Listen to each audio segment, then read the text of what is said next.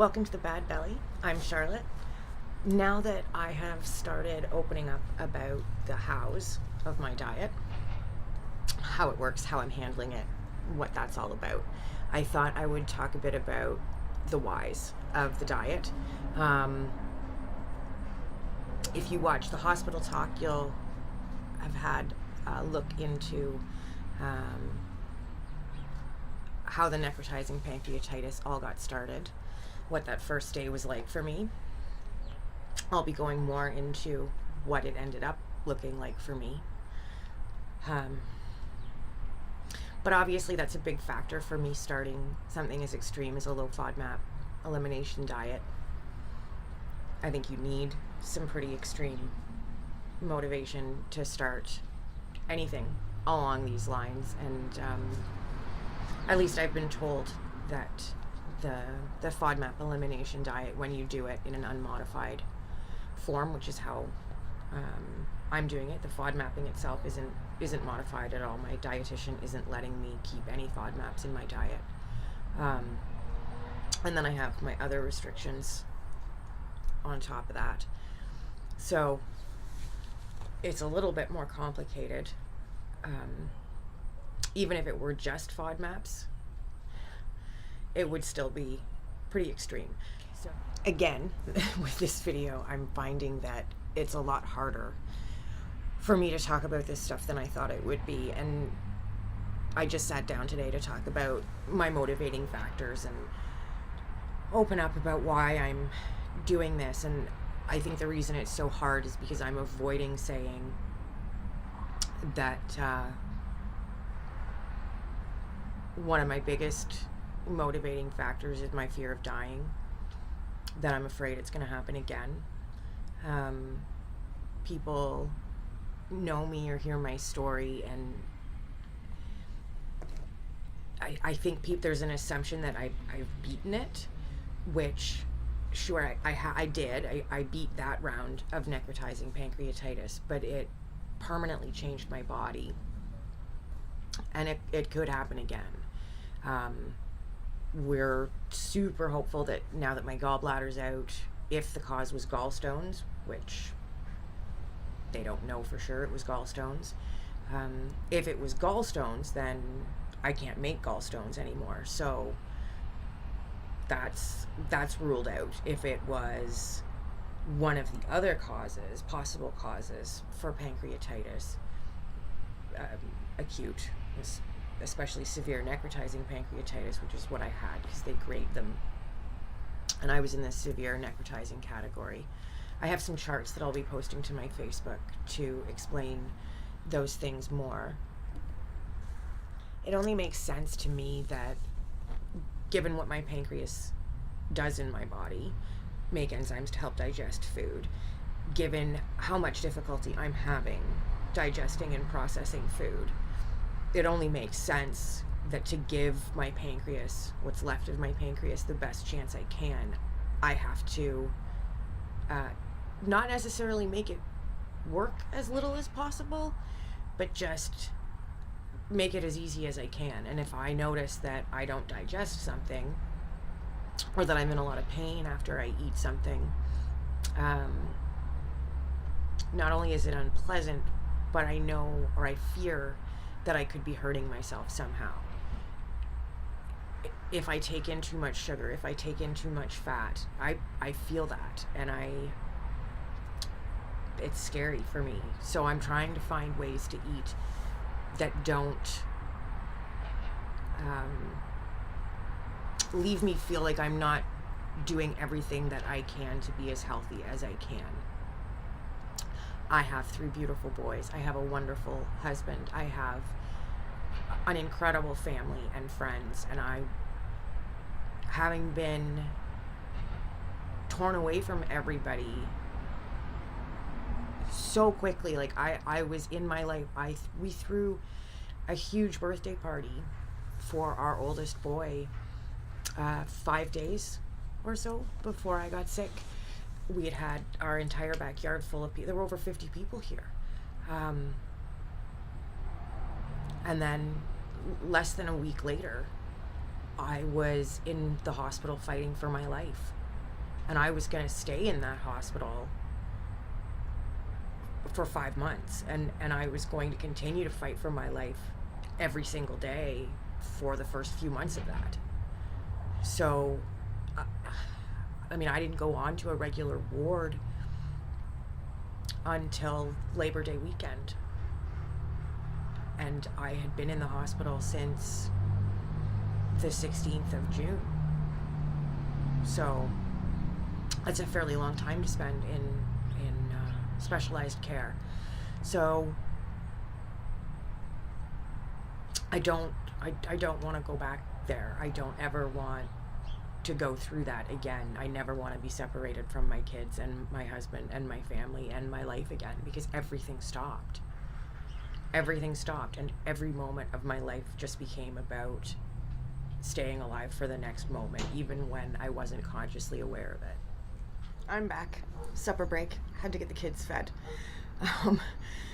So I think it's normal, or it seems to be anyway, or at least that's the stereotype, that when somebody goes through something similar to what I went through, or they, beat a disease or whatever the case may be, come back from an accident, something. When that happens, you're going to change. I feel like that change for me has been slow in coming. Like it's taking a very long time just to process everything that I went through in and of itself. And I was really worried at the beginning that I felt like the people around me were all changing and growing from what I had been through, and I was really worried that I wasn't, and I kind of felt like I was stagnating and I was still just, I don't know, trapped in a different kind of mindset. I knew I was different, but I didn't feel any different. And it wasn't until I was going to say it wasn't until recently that I'd started making big changes, but that's not really true. My body's forced me to make big changes, whether it was, the fact that I had to stop eating beef fairly early on, or and then pork. There have been other changes that I've had to make to my diet to try and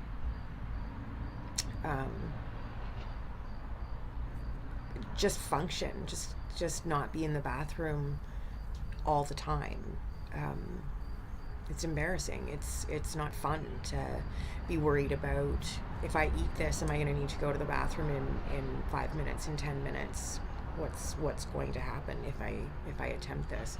And that's not pleasant. And I know from talking to people with IBS and reading on forums of people who are doing the FODMAP diet, that seems to be a common thread for all of us. It's the anxiety that comes from social situations where that there's going to be eating involved, and if there's eating involved, sometimes that doesn't go so great for us. So, and it doesn't even necessarily have to have been that day's eating. That's sometimes the worst of it. So I've been forced to change because of those things, but it wasn't until I think I started seriously FODMAPing that I really have embraced the change, and I'm consciously trying to do things in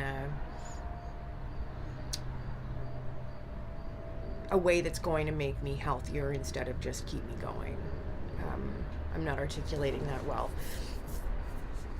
but I don't know. I was still indulging myself with things like pop, for example. It's embarrassing to admit, because as somebody with prediabetes, as somebody with the type of health challenges that I have, the last thing I should be doing is drinking pop. But I tried to limit it as much as I could, which any amount of pop for me is a really bad idea. So now that I've cut that out, I feel a lot better about that choice. But there's a lot of other choices to be made, and I have a lot to learn, and I don't want to just be thin. Like it's nice to look good in clothes, and it's nice to feel happy happy when I look in the mirror, I guess, but it's not about that for me anymore. It might have been before I got sick, but it really isn't now. And I think that's part of why I find it so frustrating when I'll have strangers come up or people who, you know, knew me years ago or something and tell me how great I look. And they don't actually mean I look great. They mean I look thin. And just because you're thin, that doesn't mean you're necessarily healthy. I am relatively healthy at the moment. I just got all of a big physical and everything done, and my organ function was all normal, even my pancreas, which was absolutely fantastic to hear. I've got a big appointment coming up in a couple of weeks with my gastro guide downtown, and I'm looking forward to seeing what he has to say, especially about the FODMAP diet. And I'll be sure to keep you posted on that, and we will be talking about the gastro guy a bit more because he saved my life on a few occasions. But it's complicated because the way that he saved my life was not very pleasant for me. Not that I'm not grateful and happy and all those other things, but anybody who's been through kind of extreme medical procedures or life-saving measures will know that it can be you can feel very conflicted. And the gratitude for sure overrides everything else, but it's complicated when you feel very grateful for someone and to someone who inflicted a lot of pain on you or put you through some pretty horrific stuff physically. It's you would think it would be really simple, but the emotions seem to just run headlong into each other, and it's odd, actually. It's a really hard feeling to describe, as you can see. So I think that covers a fair bit of the why. I mean, I those are some pretty good reasons right there. Wanting to stay alive is kind of a big one. Wanting to stay alive for my family, and the only way I have to control the fear of it happening again is through doing everything that I can do to prevent it from happening again. And whether it's reading a breakdown of possible causes of acute pancreatitis and discovering that fatty blood is a big thing, and I analyzed my diet at the time, and I was not eating great, obviously. I mean, I weighed over 240 pounds, so, and I was only like 7 months pregnant, so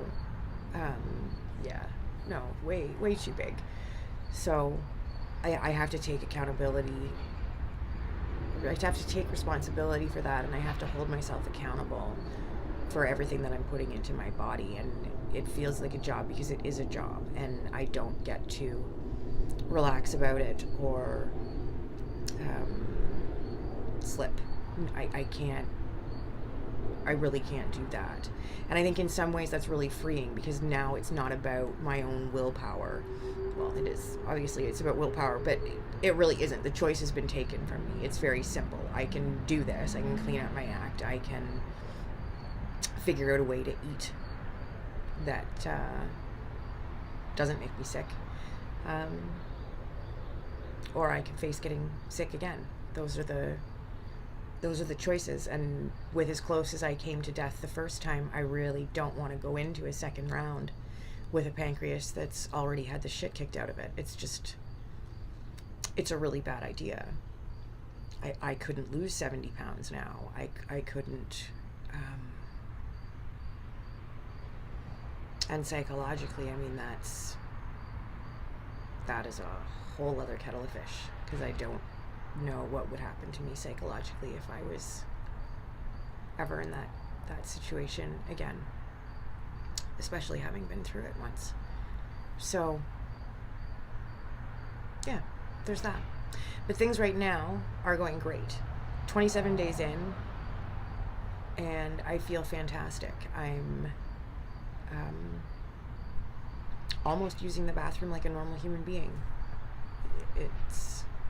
I didn't think that would be possible, to be totally honest. My dietitian certainly did not think it would be possible. Her exact words were, "It isn't impossible." So that means it is possible. So I give it a try. And so far, it's working. So we'll see what happens when I come into the challenge phase. And then on to the third stage, which is reintroduction. So I'm getting this sorted out. It's taking time, and it's going to take a lot more time, but there's hope. It's working. Anyhow, thanks for coming along for the ride.